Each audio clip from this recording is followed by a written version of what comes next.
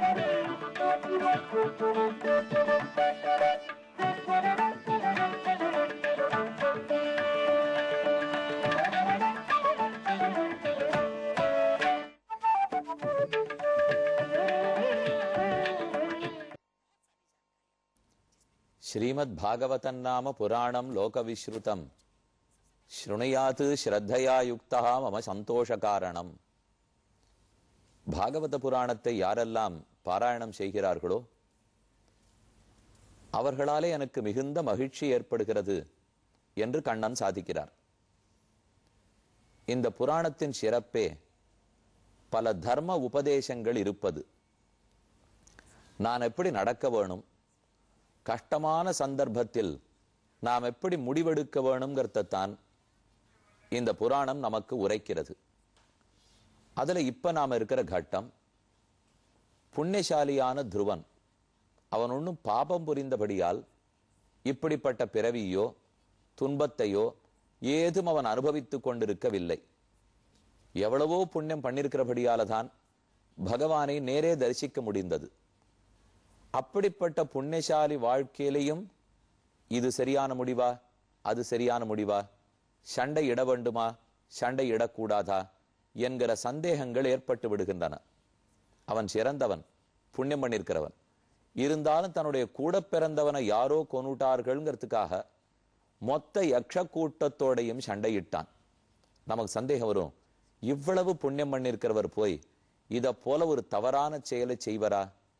இத போலத்தான் நாமும் வாழ்க்கையில் துன்பப்படுகிறோம்.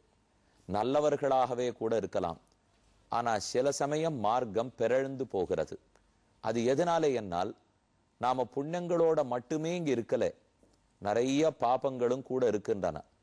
சில சமயம் புண்ணியங்களுடைய அளவு அதிகமா இருக்கலாம், சில சமயம் பாபங்களுடைய அளவு அதிகமா இருக்கலாம். புண்ணியத்தின் பயனாக பிறக்கிறோம், பாபத்தின் பயனாக பிறக்கிறோம். பிறந்த இடத்தில் ஏதேதோ இன்பத்தையும் துன்பத்தையும் அனுபவித்துக் கொண்டு வருகிறோம். அப்போதெல்லாம் நாம் பெரியோர்களுடைய சொற்கேட்டு அவர்கள் என்ன உபதேசித்திருக்கிறார்களோ அதன் வழிதான் நடக்க வேண்டும். இப்ப நான் ஒரு முடிவெடுக்கணும்னு வச்சுங்கோ, அதுக்கு போய் என்னுடைய பழங்காலத்து பாப கணக்கு என்ன, புண்ணிய கணக்கு என்ன, அதெல்லாத்தையும் பார்த்து இப்ப நாம முடிவெடுப்பது இயலாது. ஆகையால் தான் புராணங்கள், இதிகாசங்கள், உபனிஷத்துக்கள் இத்தனை நமக்கு கைவிளக்காக இருக்கும். அதான் கைடிங் லைட்டுன்னு ஆங்கிலத்துல சொல்றாளோ இல்லையோ, அதுகளை படிச்சு படிச்சு இந்த சந்தர்ப்பத்துல நாம் எப்படி முடிவெடுத்துக்கணும் என்று புரிஞ்சுக்கணும். இப்ப நாம எந்த சந்தர்ப்பத்துல இருக்கோம்? யக்ஷர்களோட துருவ மகாராஜா சண்டை போட்டு கொண்டு இருக்கிறான். இந்த சண்டையிடுவது குற்றம், நீ இதை போட்டுக்க கூடாது அப்படின்னு சுவயம்புவ மனு வந்து விளக்குகிறார். அதை ஏற்றுக்கொண்டு யுத்தத்தை நிறுத்தி விடுறான். நமக்கு ஒரு சந்தேகம் வரும், சண்டை போட மாட்டேன்னு அர்ஜுனன் சொன்னார், அவனை சண்டையிட சொல்வதற்காக கண்ணன் பகவத்கீதையே உரைத்தார். அப்ப சண்டை போட மாட்டேங்கிறவனே தூண்டி விடுறதுக்கு சாஸ்திரம் இருக்கு. சண்டை போட்டு இருக்கிறவனை நிறுத்துவதற்கு இப்ப நாம இந்த இடத்துல சுவயம்பூமனுடைய உபதேசத்தை பார்க்கிறோம். அப்ப இந்த உபதேசம் சரியா, அந்த உபதேசம் சரியா, சண்டை போடச்சே நிறுத்தணுமா அல்லது சண்டை போடுன்னு தூண்டி விடணுமானால் அது அவனவனுடைய சந்தர்ப்பத்துக்கு தகுந்தது. ஒத்தொத்தர் வாழ்க்கையிலும் எத்தனையோ சந்தர்ப்பங்கள், சூழ்நிலைகள் ஏற்படும். அந்த சூழ்நிலைகளுக்கு நாம் கைதியாக போய் தவறான முடிவை எடுத்து விடுவோம். அந்த சமயத்துலதான் நம்ம சந்தர்ப்பம் என்ன, புராணத்தில் இருக்கிற எந்த கதையோட நம்முடைய நில அப்படிங்கிறத ஆராய்ந்து அங்க கொடுக்கப்பட்டிருக்கிற முடிவின்படி நாம நடந்துடணும். அதுக்குத்தான் இதிகாசங்கள், புராணங்கள், உபனிஷத்துக்கள். சுவயம்பூமனுடைய உபதேசத்தை துருவன் ஏற்றுக்கொண்டான், சண்டையை நிறுத்தினான். அவன் சமாதானப்பட்டு ஆனந்தமா இருக்கிறத பார்த்த குபேரனுக்கு ஆனந்தம் ஏற்பட்டது. அதே யுத்த பூமிக்கு வந்தான், அவனை அருளினான். அவனை பார்த்து ரொம்ப ஆச்சரியமா குபேரன் பேசுறார். மைத்ரேயர் சொல்றார், இப்ப நாம இருக்கிறது 4வது ஸ்கந்தத்தில் 12வது அத்தியாயம்.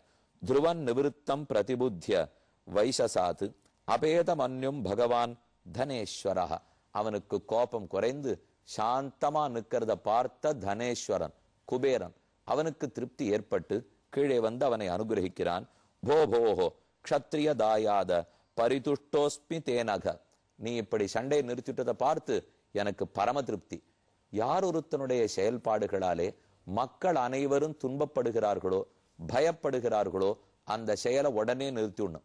நாம ஒண்ணு பண்றோம், அதை கண்டு ஆறான்னு 10 பேர் பயப்பட போறான்னு வச்சுங்கோ, அதை நிறுத்தி விடணும். குழந்தைகள்னா ஒண்ணுக்கு ஒண்ணு பயப்படுத்துறதுக்காக ஏதானும் பண்ணிக்கும். அதுக்குன்னு வயசானவர்கள் அப்படி செய்யலாமா? இப்ப குபேரனுக்கு திருப்தி, உன்னை கண்டு எத்தனை பேர் மரணம் அடைந்து போறோமோன்னு எல்லாரும் பயந்தார்கள். இப்ப அந்த பயம் இல்லை. ஆகையால் நீ குற்றமற்றவனாகி விட்டாய். காலையேவகி பூதானாம் பிரபுர் அப்பிய பாவையோகோ. காலத்தினாலே தான் உலகத்தில் பலவும் நடைபெறுகின்றன. இப்படி உன்னுடைய கூட பிறந்தவர் இறந்ததற்கும் நீ சட்டுன்னு இவர்கள் பேரிலே கோபப்பட்டதற்கும் இதெல்லாம் இந்த சம்சாரம் காரணமாகிறது. அவனவன் கர்மத்தாலே தான் பிறக்கிறான். நல்ல வேளை நீ புத்தி தெளிந்து விட்டாய். இனி உனக்கு வேண்டிய வரத்தை என்னிடத்தில் பெற்றுக்கொள் என்று குபேரன் சொல்லுகிறார். வரம் வரார்கா அம்புஜ நாப பாதையோகோ அனந்தரந்த்வாம் வயமங்க சுஷ்ரும. உனக்கு என்ன வரம் வேணுமோ அந்த வரத்தை என்னிடத்தில் கேட்பாய், உனக்கு தற்போது கொடுக்கிறேன். மைத்திரேயர் சொல்றார், இப்படி குபேரனாலே சொல்லப்பட்டவன் மேலும் வரத்தை கேட்க ஆரம்பித்தான். ச ராஜராஜேன வராய சோதிதா த்ருவோ மகாபாகவதோ மகாமதி ஹரௌச வவ்ரே அச்சலிதாம் ஸ்மிருதிம் யயா தரத்யயத்னேன துரத்யயம் தமஹ. இந்த 8வது ஸ்லோகம் ரொம்ப ஆச்சரியமான ஸ்லோகம். துருவன் என்ன கேட்க வேண்டும்? நேர குபேரனே வந்து நிற்கிறார். நாம இருந்தா உடனே எனக்கு 1 கோடி வேணும், 2 கோடி வேணும், 10 கோடி வேணும், 10 மாளிகை வேணும், என்ன எத்தத்தையோ கோட்டுருவோம். அவன் அத்தனையுமே கேட்கவில்லை. ஏற்கனவே பகவானையே நான் நேர தரிசிச்சிருக்கேன். அவர் எனக்கு துருவ பதவி கொடுத்திருக்கிறார். அதற்கு பிற்பாடு வைகுந்தத்தை அடையலாம்னு சொல்லியிருக்கிறார். ஆனாலும் ஒரு குற்றம் அப்போது புரிந்து விட்டேன். முக்கியமான ஒரு வாய்ப்பை நழுவ விட்டு விட்டேன். நேர பகவானை சேவித்த போது எனக்கு மோட்சம் கொடுன்னு பிரார்த்தித்திருக்க வேண்டும். ஏன் அப்படி பிரார்த்திக்காத போயிட்டேன்? அப்ப பக்தி முற்றவில்லைன்னு அர்த்தம். ஒரு பிடிவாதத்துக்காக தவம் புரிந்து 5 மாசங்களில் தபஸனுடைய பலமாக 6வது மாசத்தில் பெருமான தரிசித்தேன். ஆனால் அந்த பிடிவாதம் இருந்ததை தவிர பக்தி பக்குவம் அடையவில்லை, பக்தி பழுக்கவில்லை. பழுத்த பக்திமானாக இருந்தால் பெருமானிடத்தில் உடனுக்குடன் மோட்சம் கேட்டிருப்பான். அதனால குபேரன் இப்போது துருவனை பார்த்து, உனக்கு என்ன வரம் வேணுமோ கேட்பாய் சொன்னவுடன் எனக்கு பக்தி வரத்தை கொடு என்று இவன் பிரார்த்திக்கிறான். பக்தி என்பது எத்தனை விதத்தில் நமக்கு உபயோகப்படும் தெரியுமா? பக்தி பண்ணப்படும் பகவானோ மிக இனியவன், பக்தியோ மிக இனிமையானது. அப்ப இனிமையான பக்தியை இனிமையான எம்பெருமானிடத்தை செய்வதை விட நாம் வேற என்னதான் புரிய முடியும்? அதைத்தான் சுகர் தெரிவிக்கிறார். தரத்யயத்னேன துரத்யம் தமஹா. தமஹாங்கிறது நீண்ட நெடிய இருள் சூழ்ந்திருக்கிற இந்த சம்சாரம். இந்த சம்சாரம் என்னும் பெருங்கடலை நாம் தாண்ட வேண்டும். அதை தாண்டுவதற்கு நமக்கு படகு தேவை. அந்த படகே பக்தியாக இருக்கிறது. பக்திங்கிற படகு நம்ம கையில இருந்துடுத்துனால் இக்கரையிலிருந்து அக்கறைக்கு தாண்டி விடுகிறோம். இந்த உயர்ந்த அர்த்தத்தை தான் துருவன் புரிந்து கொண்டு குபேரனிடத்தில் பக்தியே பிரார்த்திக்கிறான்.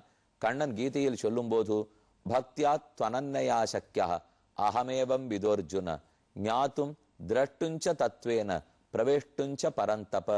பக்தி ஒன்னினால்தான் அர்ஜுனா என்னை அடைய முடியும். அதை தவிர சம்சாரத்தை தாண்டிவிக்க கூடிய படகு மத்தொன்னு கிடையாது. விஷ்ணு போதம் வினா நான்யத்துன்னு சாஸ்திரத்தில் சொல்லுவார்கள். பகவானே தான் ஓடம். அவன்தான் நம்ம இந்த சம்சார சாகரத்தை தாண்டு வைக்கிறான். ஆண்டாள் ஒரு பாசுரத்திலே வைகுந்தன் என்பானோர் தோணி பெறாது உழல்கின்றேன் வைகுந்தன்கிற பகவான் நாராயணன் அப்படிங்கிற தோணி பெரும் படகு, ஒரு கப்பல்.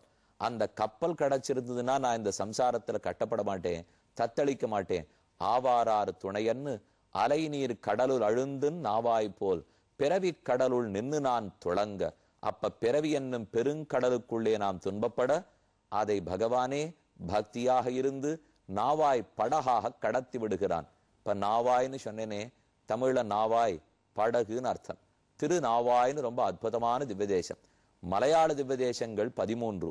அதில் திருநாவாயில் முகுந்தன்கிற திருநாமத்தோட பெருமாள் எழுந்தருளி இருக்கிறார். இவ்விடத்துக்கு நவயோகி ஸ்தலம்னு பேர். ஆச்சரியமான பாரத புழா 6 அகலமாக எப்படி கங்கை ஓடுமோ யமுனை ஓடுமோ அதை போல் கேரள தேசத்தில் ஓடிக்கொண்டிருக்கும் பாரத புழா. அதன் கரையில் இருக்கக்கூடிய திருநாவாய். இந்த இடத்தில் எப்படி காசி கயா முதலான இடங்களில் பிதர்களுக்கு ஸ்ராத்தம் தர்ப்பணங்கள் செய்கிறோமோ அதே போல திருநாவாயிலையும் பித்ருஸ்ராத்தம் செய்வதற்கு மிக உயர்ந்த இடம். 9 யோகிகள்